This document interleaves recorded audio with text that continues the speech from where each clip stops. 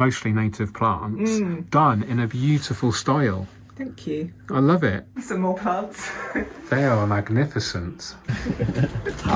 Went to London yesterday to see my friends Rose and Courtney, and I wanted to just create some content with those guys. So that's what the vlog's mainly about. And there will be another vlog actually about visiting a client where I'm going to be scoping a 500-gallon nature aquarium. So stand by for that one coming soon. But I just wanted to talk about contrast. It's just really interesting. You can apply contrasts in every aspect of life.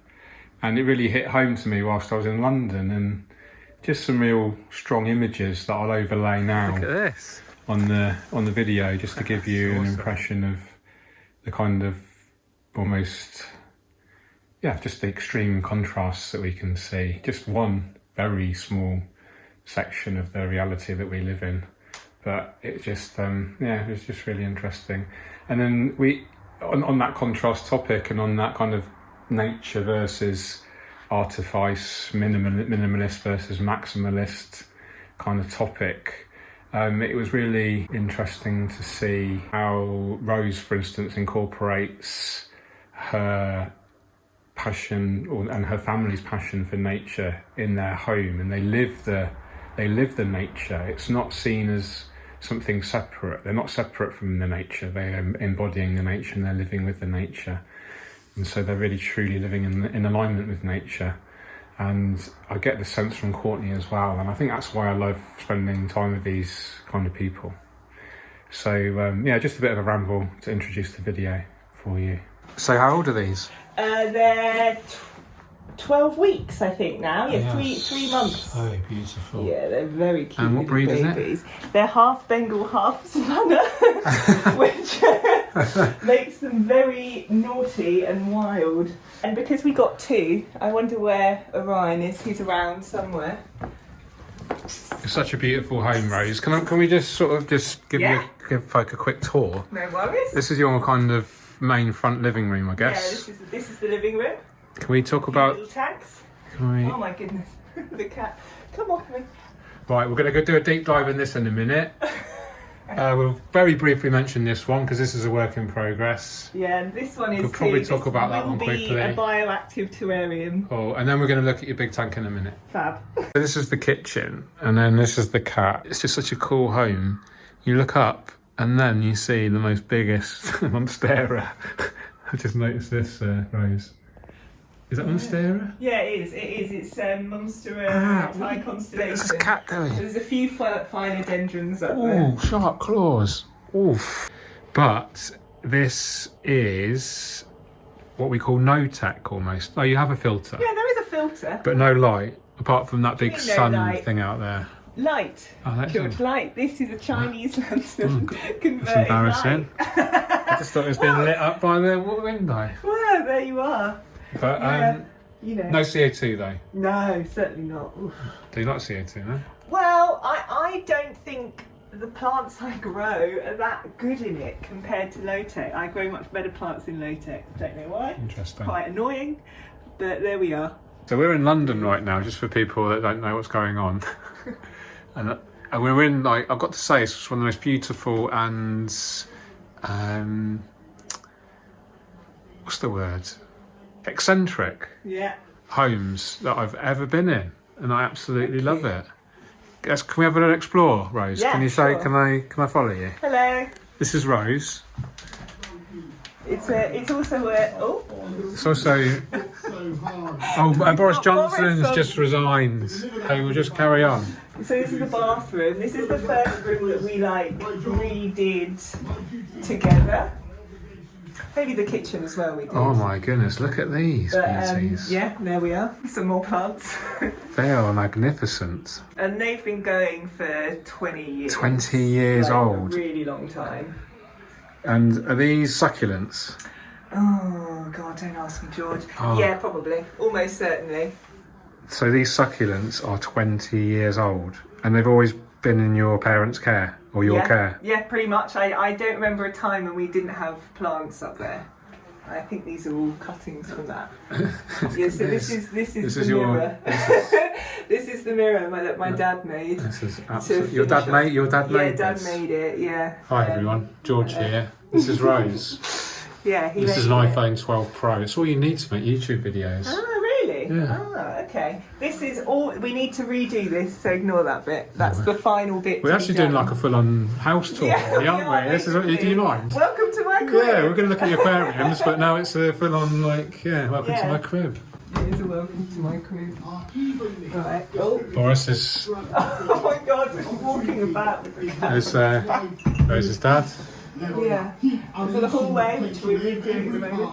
Okay, let's go up the stairs. I think that might be. Look at these beautiful chandelier. I think that came white, and then my dad decorated it. There's all sorts of paintings, a few that I've done. You've done some of these yourself? Yeah, some of them. Oh wow, which ones? This one, all the cats, many cats. So and then cute. these are sort of this Buddhist art. Awesome. I love Buddhist art. It's very nice, it's very nice. Yeah. It is nice. Look at this, hanging from the ceiling. That is outstanding. You could open your house up to the public, I reckon. Wow. Seriously. Really? It's amazing. Yeah, honestly. Let us know what you think in your comments. Would you pay to come in a home like this? You should. This is monetisable. Maybe I should have Courtney do his restaurant business. Exactly, in here. and then we could do scaping workshops. I'll come down. Fabulous. Is this your office? This is office and bedroom. Oh wow. Yes. But yeah. Oh, thank you. So it's a bit more modern than the rest of the house. Yeah. So Rose, this is your main aquascape, is that right? Yeah. This is my main one at the moment. It's not that old. I had a really nice tropical South American epistogrammers, all of that Is that on your Instagram? Yeah, you can see pictures of I'll overlay some of that, and make sure you follow Rose on Instagram as well. Thank you. Rose Hipscapes. Yeah, Rose Hipscapes. Yeah. And then that tank got fish TB, and I had to destroy all of it. Maybe talk about that if you don't mind. I know it was quite traumatic. Yeah. No, it's fine. So I got some. What did I get? Some pencil fish is where we think I got it from, but they were actually totally fine for 6 weeks. Nothing happened, so I thought they were fine. They looked really healthy in the shop, and then just one died, and I thought, oh, okay, but happens. Yeah. And then another one a week later died, and then another one, and another one, and it's suddenly like all different species, all different symptoms. So it was really crazy. And I got a fish vet involved, and very kindly some people on UCAPS crowdfunded for me to pay for some tests. Oh wow, that's lovely. Yeah, and it came back, but the vet didn't think it would be fish TB and said it would be rare, very rare if it was. Yeah. And it came back and it was. Wow. So yeah, that was that was the deal. What do we know what causes it? Fish TB. Yes, it's Mycobacterium is a type of bacteria, and there are lots of different types, and there's some that are, most of them exist everywhere all the time, but some are much worse than others, and I suppose rarer. They don't really understand it fully, to be honest. But and that's it seems like tuberculosis. Really is that what TB? Tuberculosis? Yes. As in, humans can get it. Well, so humans can catch fish TB, but it's different from human TB. But what it will do, if you put your hand in a tank with a cut on it, the bacterium can get in there, and it can cause really, really nasty lesions that are painful. And it does not go away without antibiotics. And after I started telling people that this had happened, I made a video on it. I had one of my friends, actually, I think you know them, messaged me and said they almost lost their finger from it, and that it took so long to diagnose. It was quite insane. And so that all happened. I had to kill everything, and then it was really grim, and I had to put bleach through the system. But not gonna lie, it was a bit traumatic. I really like those bloody fish. Those are pistos I bred myself. So did you have to euthanize them all? All of it. I'm so all sorry. Of it. Yeah, it was very grim, and that it was a bit traumatizing. Yeah. So I decided to do something kind of weird afterwards. I thought, let's just do something that's only going to last a short amount of time. So I decided to do a kind of pond tank so that it's cold water. And it's got native fish. These are our native 3-spine sticklebacks. And it's got a mix. It started off as an English biotope, and then I couldn't stop. You know, people were like, "Oh, do you want this?" Yeah. And I was like, "Yeah, I'll have that. Why not? Yeah. Why not?" So it's kind of more like an English garden, I suppose. More cosmopolitan, you could say. Exactly. Representative of London. Exactly. Very, it's diverse. very diverse. Multicultural. Yeah, we like that. But a lot of the pond plants have done really well. This is Hydrocotyl vulgaris. Oh. So it's not one that I think is used as much No, in because aquariums. normally I was assuming this was their verticillata, but No, it's not. It's not. I think there might be a little bit of that in the back, but it's mostly the vulgaris. Oh, nice. Yeah, and then this is Marsilia. I think it's quadrifolia, yes. which is a pond one that you can buy in a really big pot, and it grows fantastically, and it puts out big runners with lots and lots of little things on. And I'm quite pleased with it. Actually. I really love this. I mean, there is a lot of algae and stuff in it, but because it's a biotope kind of thing, it looks naturalistic. Yeah, you know, and that's what I tell myself. I would actually consider entering this into the Aquatic Gardeners Association International Aquascaping Contest in their Biotope category. All right, yeah, I'll try it. That'll be fun. So this plant that's everywhere. It's the little stem plant. Yeah.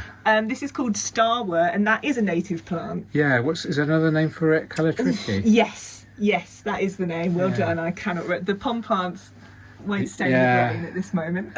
So they're okay in the warmer water then? Yeah, because it's warm because of the summer. I haven't got a heater in there on at all, but it's still at 23.5, 24 right now, which is...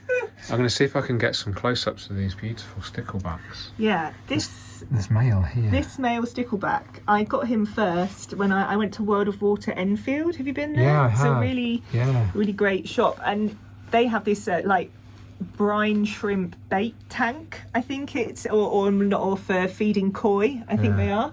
And I just saw a flash of blue, and I realised there was one stickleback in with these thousands of shrimp.